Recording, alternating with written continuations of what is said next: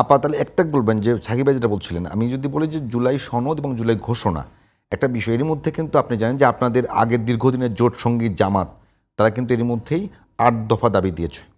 তার মধ্যে মোটামুটি যেটা আছে এটা সাকিব ভাইয়ের কাছে শুনবো যে তারা সরাসরি মানে রাষ্ট্রের মৌলিক সংস্কার, জুলাই সনদ, ঘোষণা, পিআর পদ্ধতিতে নির্বাচন, রাজনৈতিক দলগুলোর জন্য লেভেল প্লেয়িং ফিল্ড তৈরি করা, আগামী ঠিক আছে 4 মাসের মধ্যে এগুলো যদি শেষ না করা যায়, আর যদি আপনাদের আগের জোট সঙ্গী তারা যদি এমনি বলে ফেলেছে যে এই পরিস্থিতিতে কিসের নির্বাচন, তাহলে কি আপনারা মনে করছেন যে তাও পরিবেশ ভালো থাকবে? এইটা কথা তো এই জায়গায় আমি কথা বলার মাঝখানে আপনি চলে আসলেন, নইলে এটাও আসতো। পিআর পদ্ধতিতে তো নিম্নকক্ষের কখনোই নির্বাচন বিএনপি মেনে নিবে বলে আমার মনে হয় না।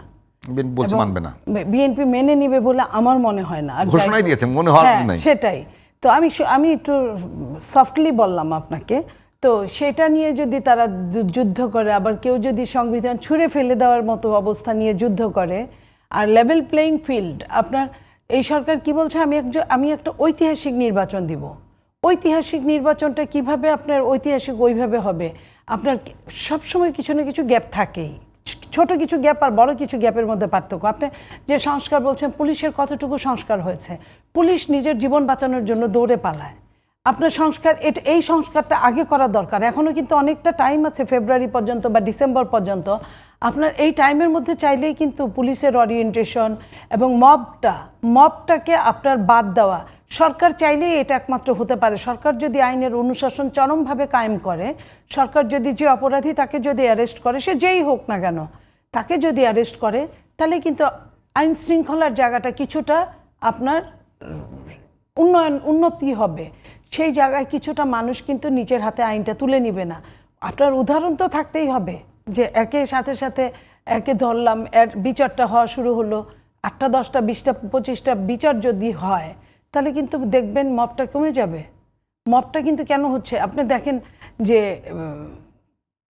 পটিয়া থানায় যে মবটা হলো, সেখানে কি করলো, পুলিশকে ক্লোজ করলো। সেখানে কি পুলিশের ওইভাবে ওই দোষটা ছিল?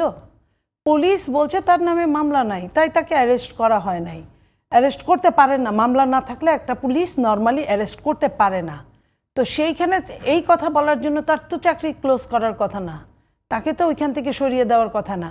তাহলে এইরকম মব যদি চলতেই থাকে, তাহলে তখন তো এটারই আবার ধোঁয়া তুলবে, এইভাবেই মানে বলবে।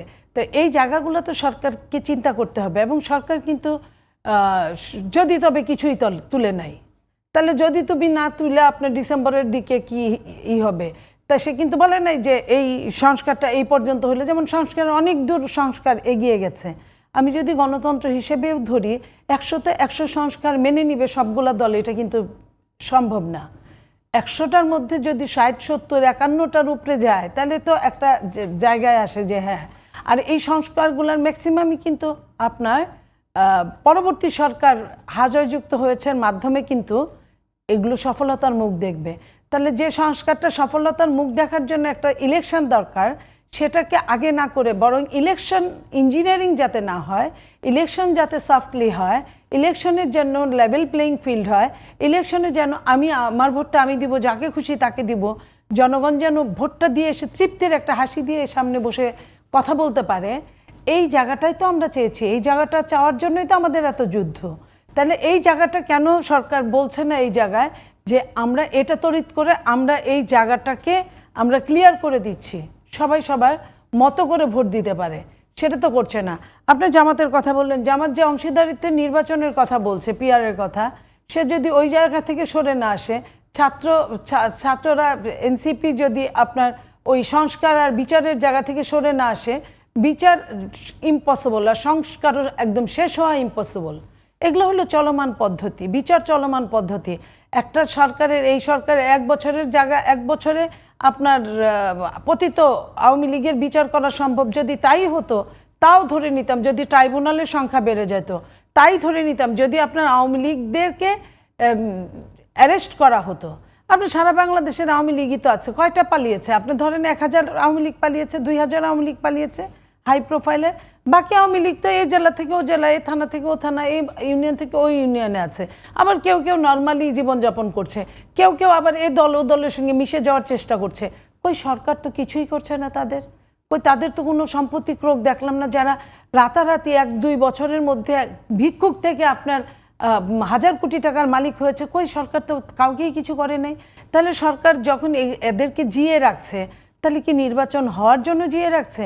নিশ্চয়ই নির্বাচনটা যাতে ডিলে হয়, যাতে এরা একটা জায়গা, খালি জায়গা থাকলে পানি কিন্তু সাগরের বা নদীর মধ্যে আপনি যদি একটা জায়গা সরায় দেন, হাতটা সরানোর সাথে কিন্তু পানি আবার আগের জায়গা দখল করে।